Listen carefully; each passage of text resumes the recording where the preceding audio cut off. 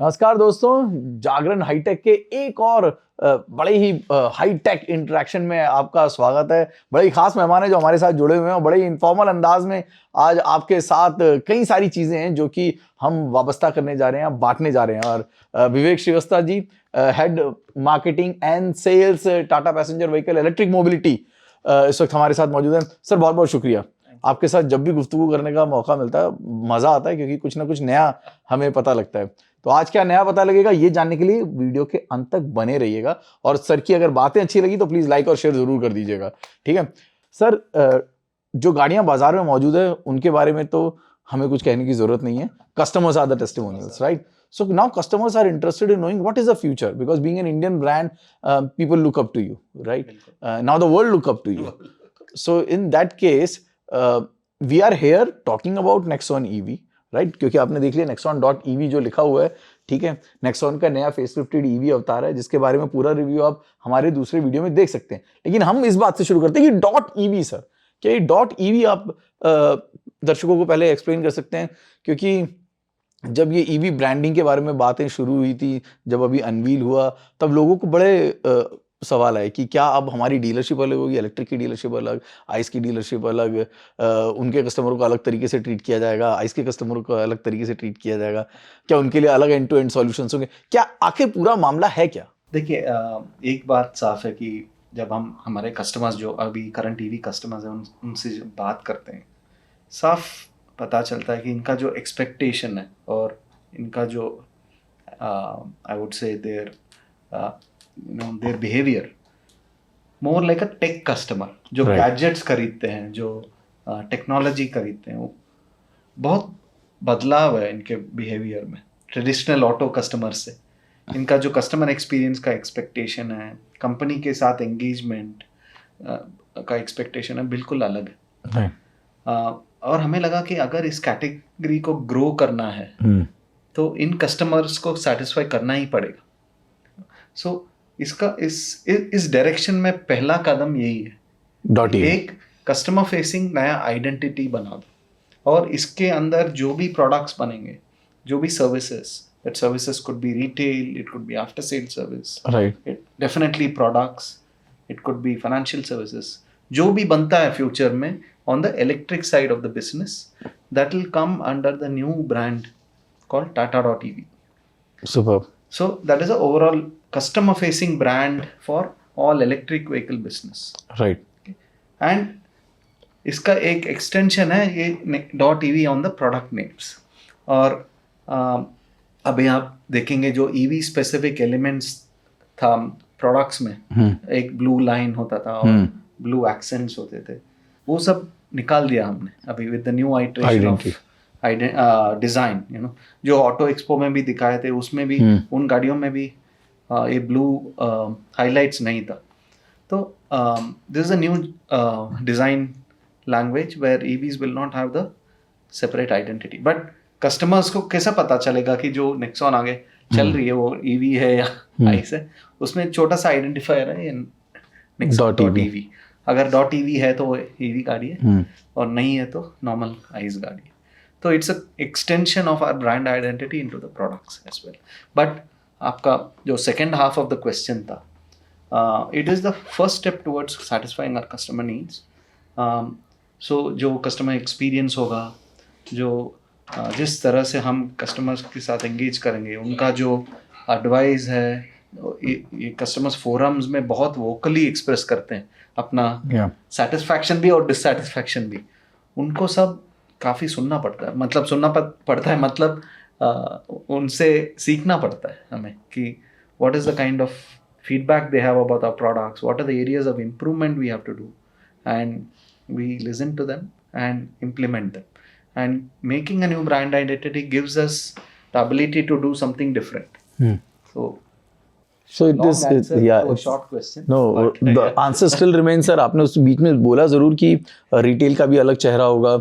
शायद यानी कि आपको अलग से शोरूम, पहले भी एक बार ऐसी कोशिश हुई थी सर, टैमो की जब थी। कोशिश तो नहीं हुई थी, टैमो अनाउंसमेंट ऐसा हुआ था। नो, टैमो एक अलग प्रोडक्ट था जी। शायद मुझे याद नहीं कि अनाउंसमेंट हुआ नहीं, बट अगर आप देखें तो बिजनेस किस तरफ निकल रहा है, तो हम दोनों तरफ बोथ आइस साइड और ईवी साइड प्रोडक्ट पोर्टफोलियो तो एक्सपैंड होते जा रहा है। हमने ऑलरेडी प्रोडक्ट्स दिखा भी दिया, कर्व दिखा आपने, कर्व में हमने कमिट कर दिया कि फर्स्ट ईवी अवतार will come and subsequently ICE avatar on both petrol and diesel will be there. Similarly, Harrier EV is going to come. और हमने Sierra EV भी शोकेस किया और उसी ऑटो एक्सपो में कंफर्म भी किया कि उसका ICE वर्जन भी आ ही जाएगा। तो both sides the portfolio is expanding.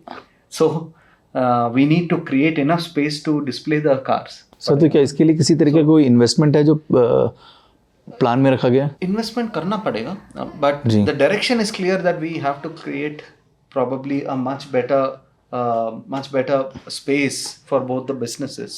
So probably we'll move in that direction very soon. Fantastic. Sir आपने पोर्टफोलियो तो बता दिया, अभी आपने कर्व की बात करी, अभी पंच की बात करी, पंच की बात नहीं किया मैंने। सर आपने जो मेरा एक्चुअली अगला सवाल था उसका भी आपने पहले ही जवाब दे दिया कि आपका जो पोर्टफोलियो है वो ऑलमोस्ट आपने प्लान शेयर भी कर रखा है। चेयरमैन सर ने ये भी बोला था कि financial year, next financial year से पहले कर्व जो है वो भी बाजार में आ जाएगी, और हम तो पंच का भी इंतजार कर रहे थे, उसका भी शायद टाइमलाइन अगर आप, क्योंकि बहुत इंपॉर्टेंट गाड़ी है और लोग ना कयास लगाए जा रहे हैं, कई लोगों ने अपनी अभी पैसे दबा के रखे हुए हैं सर कि अब हम लेंगे तो पंच की इलेक्ट्रिक लेंगे, क्योंकि that car has proved the market wrong, it's such a successful car, तो उसका इलेक्ट्रिक अवतार का भी इंतजार है। तो इस फाइनेंशियल ईयर में अकॉर्डिंग टू जैसा सर ने बोला कि इस फाइनेंशियल ईयर में दोनों गाड़ियां कर्व और पंच दोनों दिखने को मिलेंगी। देखिए अभी तक हमने कर्व तो दिखाई दिया जी, कर्व ईवी लास्ट ईयर एक अलग से इवेंट में दिखाया था जी, और ऑटो एक्सपो में कर्व पेट्रोल और डीजल दिखाए थे जी, और अभी तक पंच ईवी के बारे में कोई बात नहीं किया, मुझे भी पता नहीं है। तो मैंने इंटरेक्शन की शुरुआत में कहा था कि बड़ा इनफॉर्मल होगा, लेकिन सर बहुत फॉर्मल है और सर हमें किसी तरीके का कोई अंदेशा नहीं देने वाले हैं। लेकिन जैसे चेयरमैन सर बताया, and I think in multiple forums many of us have committed कि 2025 ईयर एंड तक 10 अलग नेम प्लेट्स तो लॉन्च कर ही देंगे हम लोग। ऑलरेडी 3 नेम प्लेट्स हैं, हम 4 नेम प्लेट्स हैं if you include Express which is our fleet oriented brand, Tiago, Tigor and Nexon, 4 हैं और 6 बचे हुए हैं, आ ही जाएंगे। Yes absolutely sir, the plans are really big. पूरा जो नेटवर्क है वो आपने एस्टैब्लिश किया है, और मैं शुक्रिया भी करना चाहूँगा टाटा मोटर्स का, क्योंकि हमारे नेबरहुड में अगर बात होने लगी है इलेक्ट्रिक की, Tata Motors and Nexon is the reason, right, and that Nexon is in the new avatar now. What are the biggest USPs that you believe, because Nexon has already proved now it's a very important car in the market, तो उसमें और improvement करते वक्त what was the biggest thing in your mind, and what are the biggest USPs that you believe are going to attract customers? Main thing again, it is what our customers are saying. मैंने बताया कि our customers are behaving more like tech buyers. उनका expectation है कि EV भी tech product जैसा behave करे, तो our development of the Nexon.EV has to convert the car more like a tech product, right, और get more digitization. आप देखेंगे जैसे ही अंदर बैठ जाते हैं आपके सामने 3 अलग स्क्रीन दिख जाएगा, huge 12.3 inch infotainment screen, 10.25 inch full TFT LCD instrument panel which is customizable, and a very unique Tata logo which is illuminated on the steering wheel. Yeah, I love it. So बैठते ही आपको पूरा एक technical digital cockpit जो बोलते हैं ना, वो नजर में आ जाएगा. Then you have paddle shifters. We have a joystick kind of a mode shifter. So the experience the car will give you is more like a digital game rather than a driving experience. Yes. And performance भी ऐसा ही है, much smoother power delivery, improved efficiency. So overall a very technical product rather than a traditional ICE product. Nexon has been doing well. Yeah. And we are confident Nexon will continue to do well. But the responsibility of Nexon.EV is to get new people into buying EVs. जो skeptics थे, जो on the fence बैठे थे, उनको सब खींच के लाना है हमें. विवेक सर, लेकिन आपको पता है कि customers they keep their money close to their chest and if it need to come out they need something more, right? कितना फायदा है, क्योंकि जब इलेक्ट्रिक अवतार में जब नेक्सॉन आई थी तो सबसे बड़ी जो चीज़ थी वो पेट्रोल डीजल के मुकाबले उनको कितना सेविंग हो रहा है। ये इसके साथ आपने उस क्षेत्र में क्या और इम्प्रूवमेंट है जो कि कस्टमर्स के लिए फायदेमंद हो? Definitely we have worked a lot on efficiency, जो रेंज जी। कहा जाता है. Customers will genuinely see about 7% increase in range. This has come out of aerodynamic efficiency, software improvements. So range जब ज़्यादा मिलता है automatically driving cost goes down. Ji. Anyway, home charging with a home AC charger is the most efficient way to charge the car. वो जो रुपी पर kilometre का जो फ़र्क है ऐसे ही है, you know, it is almost like 1/8 of the cost of a petrol driving cost. So that will continue. Sir actually ना ये डॉट टीवी का अगर आप रिटेल चेन अलग से खड़ी करते हैं तो कम से कम वहाँ डीलरशिप पे जो सेल्स में लोग हैं उनके लिए आसानी होगी, क्योंकि वरना उनके लिए समझाना भी कभी कभार मुश्किल होगा कि नेक्सॉन पेट्रोल और नेक्सॉन इलेक्ट्रिक में फ़ायदे का सौदा कौन सा है।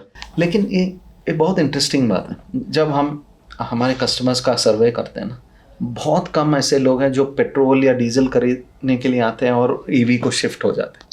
सो EV customers are completely different, they are already pre decided, okay, and they come only saying I want an EV, and they are जो उनका जो कंसिडरेशन सेट है विद इन ईवी मॉडल्स ही होता है. Interesting. So they don't come and get converted in the showroom. Less than 1% of customers change between ICE and EV. Okay. So that is something interesting. Okay, that's a very interesting take, sir. Sir गाड़ी बहुत अच्छी है, मज़ेदार भी है, कई सारे improvements भी हैं, बट क्या सब कुछ इस मोबिलिटी के क्षेत्र में सही है? Are there any challenges when we are talking about electric mobility? ICE की जिस टक्कर की हम बात कर रहे हैं, जिस तरीके का इंफ्रास्ट्रक्चर की बात कर रहे हैं, चार्जिंग फैसिलिटीज़ की बात कर रहे हैं, कस्टमर्स में अडॉप्शन की बात कर रहे हैं, जो आपने एक साल पहले सोचा था जब नेक्सॉन ईवी को पहली बार उतारा गया था और जो हालात अब हैं, आपके क्या असेसमेंट है और उसमें चैलेंजेस क्या है जो बड़े नज़र आ रहे हैं? आई थिंक सबसे बड़ा चैलेंज और अपॉर्चुनिटी भी है चार्जिंग इंफ्रास्ट्रक्चर. जी. फर्स्ट प्रायोरिटी मैं बताऊंगा कि हाईवे चार्जिंग इंफ्रास्ट्रक्चर इम्प्रूव करना पड़ेगा, ताकि लोग लॉन्ग डिस्टेंस ड्राइव बिना सोचे बिना प्लान किए हुए निकल सकते हैं. Second big opportunity is personal home charging. Currently we give a charger with every car. जिनके पास पर्सनलाइज पार्किंग हो, एक इंडिविजुअल पार्किंग स्लॉट हो, जिनको अपने ओन हाउस है तो प्रॉब्लम नहीं है, it can be easily install the charger. अगर कॉलोनीज में रहते हैं जैसे बॉम्बे में या पूना में या गुड़गांव नोएडा में, ओन हाउस इंडिविजुअल हाउस नहीं है, अपार्टमेंट कॉम्प्लेक्स है, वहाँ से एनओसी लेना पड़ता है, the association has to be willing to install it. It is becoming a challenge. But the huge set of customers who don't have personal parking space, वो वाला मार्केट हमने एक्सेस ही नहीं किया अभी तक, यू नो. एंड ऐसे customers को ये पता नहीं कि मैं कहाँ पार्क करूंगा. हर दिन अलग पार्किंग लोकेशन ढूंढना पड़ता है, आपको पता ही है दिल्ली में होता है ऐसा. तो ऐसे कस्टमर्स ईवी नहीं ले रहे हैं अभी. जब मुझे पता नहीं कि मैं कहाँ पार्क करूंगा, चार्ज कहाँ करूंगा, ऐसे लोग ले ही भी रहे हैं, क्योंकि शायद ऑफिस में पार्किंग लॉट होगा, ऑफिस में चार्जिंग फैसिलिटी होगा, but it is a very small percentage. So that is the opportunity for us. First is, अगर हाईवे चार्जिंग बहुत प्रेडिक्टेबल, हाईवे में चार्जर्स प्रेडिक्टेबल हो जाता है और नंबर ऑफ चार्जर्स बढ़ जाता है, तो we will see a big increase in buying. Second is, more and more societies have to be open to installing society level chargers. ऐसा नहीं कि हर पार्किंग लॉट में चार्जर चाहिए, लेकिन सोसाइटी लेवल पे अगर 100 घर का सोसाइटी है, कम से कम 5, 6, 7 चार्जर, कॉमन चार्जर लगाने से बहुत फायदा होगा. Understood. Third level is how do we manage better charging infrastructure for people without dedicated parking space. These are the opportunities from a charging point of view. But it is a matter of time. जैसे India में ना हमेशा हम let start करते हैं, लेकिन बहुत जल्दी हर चीज़ में ग्रो हो जाते हैं. मोबाइल फ़ोन देखें, Exactly. उससे पहले केबल टीवी कहाँ से शुरू हुआ है, 2 चैनल से शुरू हुआ है, अभी तो Yes. कहीं और चला गया. We expect charging info also to follow जो हॉकी स्टिक ग्रोथ बोलते हैं ना, कि पहले स्लो होता है और अचानक बढ़ जाता है. ऐसा ही होने वाला है charging infra also in India. So we are just waiting for that. Fantastic. Sir, is there any number in your mind for the new Nexon EV that you think? See already जो अभी sale हो रहा सब, it is already available.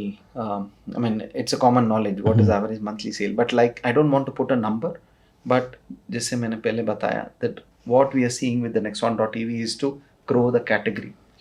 इतना attractive product है कि जो non कंसिडरर्स है ईवीज का, उनको सब खींच के लाना है हमें ईवी कंसिडरेशन सेट में. दैट इज द अपॉर्चुनिटी और that is the challenge we are taking, you know, to get people who are probably looking at, you know, equivalent priced ICE vehicles. They should look at the Nexon so that the EV market grows. That is the objective, and hopefully we should be successful. So super congratulations on this. But जाने से पहले एक last सवाल आपका personal, आपको इसमें सबसे अच्छा क्या लगा? Vehicle to load so that you can go for a मुझे ओवरऑल वो जो डिजिटाइज ड्राइव है ना, अंदर बैठ के ऐसा लगता है कि हम मैकेनिकल गाड़ी नहीं चला रहे हैं, बिल्कुल डिजिटल गाड़ी चला रहे हैं. बिकॉज सब कुछ 0-1 में चलता है, you know, there is no lag. बहुत सारे स्क्रीन्स हैं, पैडल शिफ्टर्स है, even the you know the gear और rather the mode selector is very joystick type. ऐसा करके छोड़ा तो आप वापस चला जाता है, like playing a game, you know. So that digitization is what I really am amazed. Fantastic. It's enjoyable.